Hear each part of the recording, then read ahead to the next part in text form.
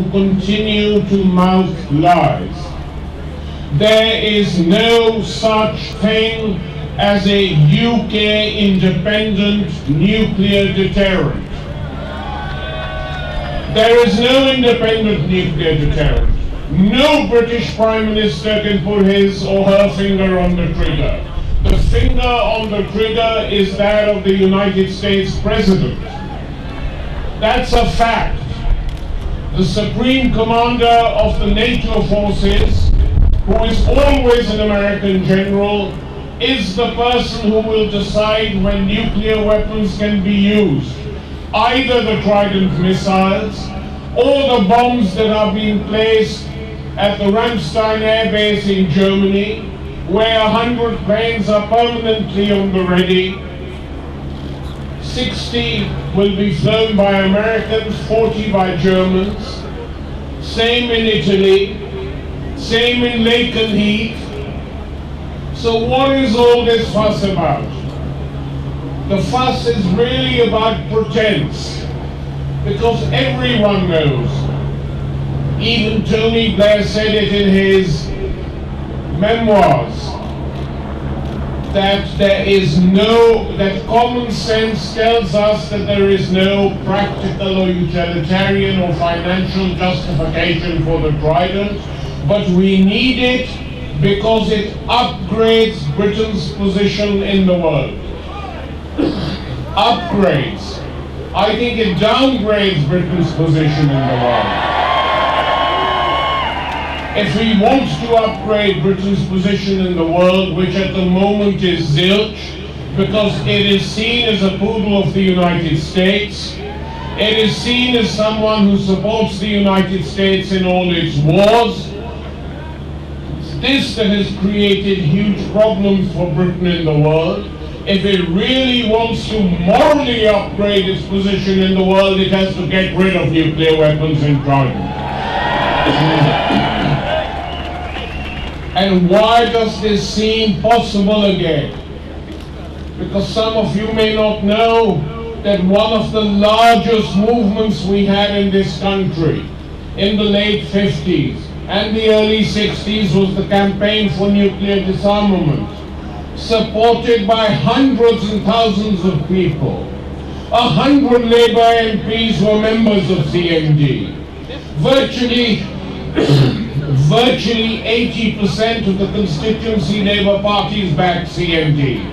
So that opportunist, careerist MPs, when they went for their selection meetings, and I won't name names, but when they went for their selection meetings, they used to put on a CND badge so they might be selected by the Labour Party.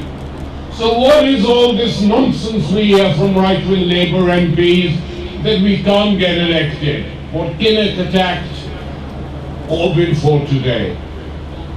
Kinnock used to be a member of CND once upon a time, then he left it, like many others.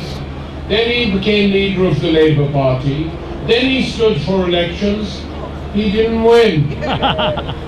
He didn't win. Why didn't he win? What has that to do with CND or what was being advocated at that time? So we have a real possibility today. When we have a leader of a major mainstream party committed to getting rid of these missiles, which most people agree, including many a retired general, are of no use whatsoever to this country, but are going to cost a lot of money. There is no reason for it at all. And for the first time now in years, these questions are being debated in the House of Commons for two reasons. One is that you have a new leader of the Labour Party. And the second is that you have Scotland coming out strongly against nuclear weapons, and its representatives making that very clear today. You know, the first CND march I went on in 1964, huge numbers were coming in from Aldermaston. It used to be from Aldermaston to London. Aldermaston is where they were specializing in germ warfare. And we used to march from Aldermaston to London. And one of the liveliest contingents used to be the contingent from Scotland, who used to chant, "Och, och, there's a monster in the loch. Och, och, there's a monster in the loch, and we dinna want Polaris."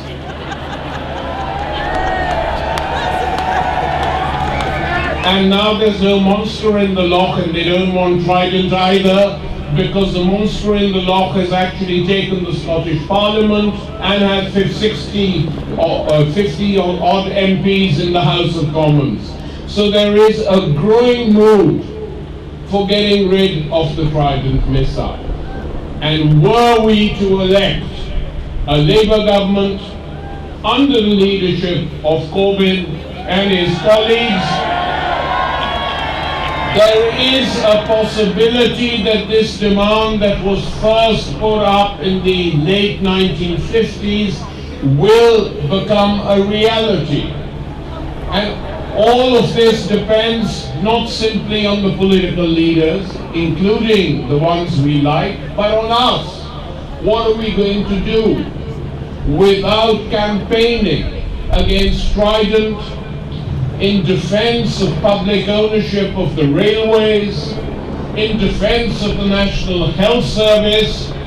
It is not going to be possible without a campaign to move forward, because campaigns mobilize people, debates stimulate people.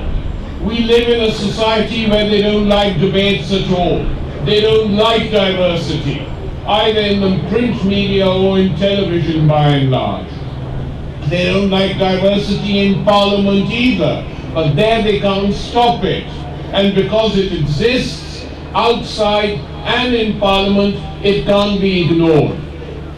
But we have to reignite the spirit of debate. We have to discuss these issues on the shop floor, in offices, on the streets, in home, and then a huge campaign can be developed. A huge campaign which will return a party to power that is committed to getting rid of Trident missiles. That is what we have to do to work for. I want to see Jeremy Corbyn in number 10 Downing Street.